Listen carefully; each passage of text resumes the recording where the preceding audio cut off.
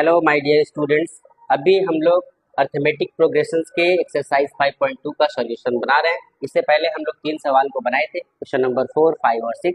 अब नेक्स्ट सवाल 3 सवालों का सॉल्यूशन हम लोग फाइंड करेंगे, क्वेश्चन नंबर 7, 8 और 9। आइए बारी बारी से सारे क्वेश्चन को समझते हैं कि आखिर ये क्वेश्चन कहता क्या है। कहा कि देखिए किसी एपी में 31st टर्म जो है आपको बताना है, जिसका 11 टर्म जो है 11वां टर्म 38 है और उसका 16वां टर्म 73। अगर किसी भी एपी में कोई भी टर्म अगर आपको निकालना है तो उसके लिए आपके पास फर्स्ट टर्म और कॉमन डिफरेंस जरूर पता होना चाहिए। फर्स्ट टर्म अगर और कॉमन डिफरेंस अगर आपके पास है तो आप किसी भी एपी के टर्म्स को के किसी भी संख्या को आप आसानी से निकाल सकते हैं। जैसे यहाँ देखते हैं, यहाँ मेरे पास कहा गया कि आपके पास 11th टर्म जो है वो 38 है। अगर 11वां टर्म 38 है तो हम 11वां टर्म को a प्लस 10d भी लिख सकते हैं, यानी a प्लस 10d का वैल्यू मेरे पास 38 है। यहाँ से अगर हम a का वैल्यू निकालना चाहें तो ये 10d जाकर के इसमें माइनस हो जाएगा 38 में, जिसको हमने इक्वेशन फर्स्ट मान लिया।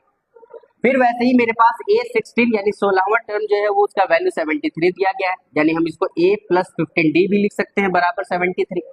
हम क्या देखें कि अगर पहले इक्वेशन का वैल्यू अगर हम सेकेंड इक्वेशन में रख दें, यानी ये a का वैल्यू अगर हम यहाँ पुट कर दें तो यहाँ से हम कॉमन डिफरेंस फाइंड कर सकते हैं।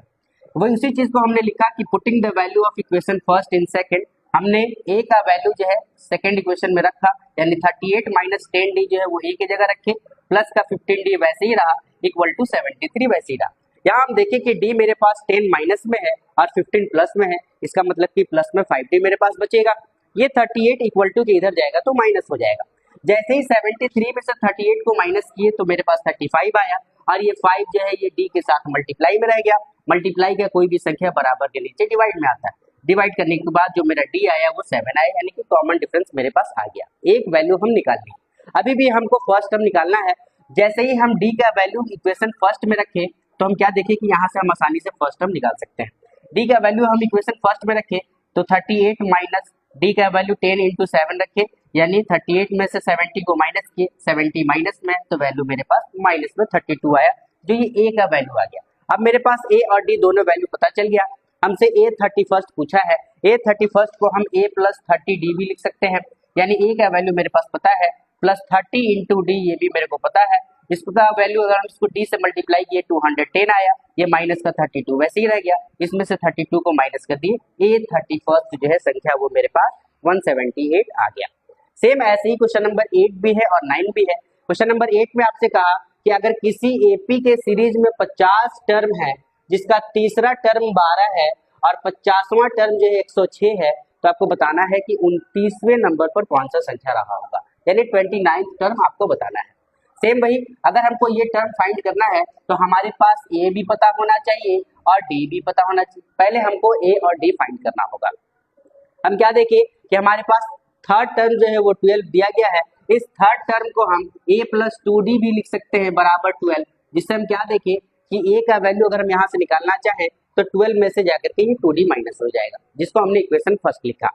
फिर उसके बाद लास्ट टर्म यानी a50 जो है वो मेरे पास 106 दिया गया है। एक a50 को हम a प्लस 49d भी लिख सकते हैं बराबर 106, इसको हमने इक्वेशन फर्स्ट सेकंड मान लिया। अब हम क्या देखें कि अगर पहले इक्वेशन का वैल्यू सेकंड वाले इक्वेशन में पुट कर दें तो यहाँ से हम कॉमन डिफरेंस फाइंड कर सकते हैं, यानी ये वाला a का वैल्यू आपको यहाँ पुट करना होगा। यहाँ a का वैल्यू पुट किए तो 49d वैसे ही रह गया, 106 वैसे ही रह गया। यहाँ से इसको सॉल्व किए, 2d माइनस में है, 49d प्लस में है, तो प्लस का 47d मेरे पास बचा और ये 12 प्लस में है, इक्वल के उधर जाकर के माइनस हो गया।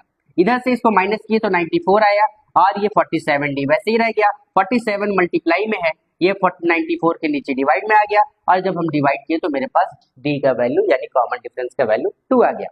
जैसे ही कॉमन डिफरेंस का वैल्यू आया, इस वैल्यू को हम इक्वेशन फर्स्ट में रखें। हमेशा इक्वेशन फर्स्ट में आपको पुट करना है।